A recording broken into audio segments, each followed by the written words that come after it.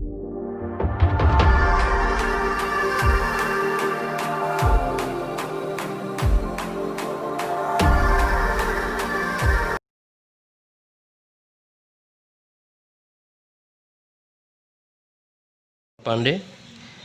Class 10 का first chapter Kabir की साखी पढ़ाने जा रहा हूँ। आप लोग पुस्तक खोलें और पहला जो पाठ है कबीर के साखी उसे देखिए। हर पंक्ति को मैं व्याख्या करते जा रहा हूँ, एक्सप्लेन करते जा रहा हूँ। पहली पंक्ति है, ऐसी वाणी बोलिए मन का आपा खोए, अपना तन से तल करे औरन को सुख होए। कबीरदास जी कहते हैं वाणी मतलब बोली, हमें ऐसी बोली बोलनी चाहिए जिससे दूसरे को खुशी मिले। मन का आपा खोए अर्थात अपने मन के अहंकार को मिटा करके और मीठी वाणी बोलनी चाहिए जिससे अपने तन स्वयं को शीतलता मिले और दूसरे जो सुनने वाले हैं उन्हें भी सुख की प्राप्ति हो। दूसरा जो पद है, कस्तूरी कुंडली बसे मृग ढूंढे बन माही, ऐसे घटी घटी राम है दुनिया देखे नहीं।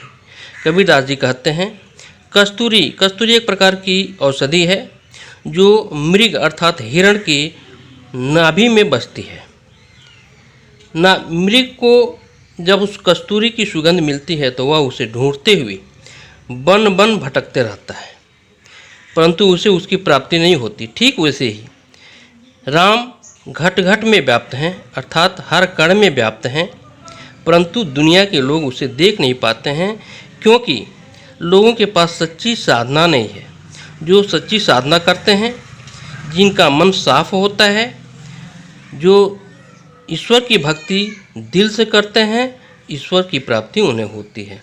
परंतु राम को प्राप्त करने के लोग अनेक तीर्थ स्थलों में जाते हैं। ठीक वैसे ही जैसे मृग कस्तूरी की सुगंध पाकर बन बन में। तीसरा जो पद है, जब मैं था तब हरि नहीं, अब हरि है मैं नहीं, सब अंधियारा मिट गया जब दीपक देखा माही। कबीरदास कहते हैं मैं का मतलब होता है घमंड। जब मेरे अंदर घमंड होता है तो ईश्वर की प्राप्ति नहीं होती। जब तक कबीर कहते हैं जब तक मेरे अंदर मैं था अर्थात घमंड था तो ईश्वर की प्राप्ति नहीं हुई, लेकिन जब ईश्वर की प्राप्ति हुई तो घमंड स्वयं ही समाप्त हो गया। अर्थात दोनों एक साथ नहीं रह सकते। सब अंधियारा मिट गया जब दीपक देखा माही। जब ज्ञान रूपी दीपक अंतरात्मा में जला तो सभी अज्ञान रूपी अंधियारा मिट गया, अंधेरा मिट गया। दूसरा नेक्स्ट पद है, सुखिया सब संसार है खाए और सोवे, दुखिया दास कबीर हैं जागे और रोवे। कबीरदास कहते हैं सारा संसार सुखी है जो खाता और सोता है, जिसे खाने और सोने से ही मतलब है, वे सभी सुखी हैं।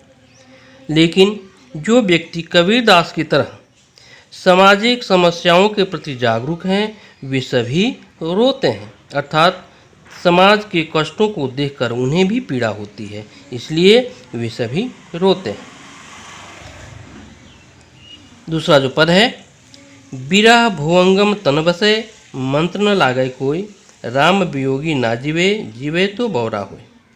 कबीरदास कहते हैं बिरह रूपी सांप, भुवंगम मतलब होता है सांप, बिरह रूपी सांप जब तन अर्थात अपने शरीर में ही बसता हो तो मंत्र न लागे कोई, उस पर किसी भी प्रकार का मंत्र का कोई असर नहीं होता है।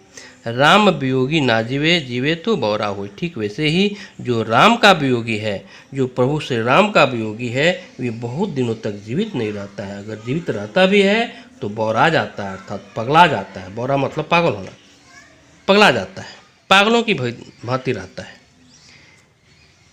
दूसरा, निंदक नेड़ा राखिए आंगन कुटी बधाई, बिन सामण पानी बिना निर्मल करे सुभाई। कबीरदास कहते हैं कि निंदक नेड़ा, निंदक मतलब शिकायत करने वाला, नेड़ा मतलब नज़दीक। जो आपकी शिकायत करता हो आप उसे अपने नज़दीक ही रखिए। आंगन कुटी बधाई, भरसक संभव हो तो अपने आंगन में ही एक छोटी सी कुटिया बना दीजिए उसे रहने के लिए।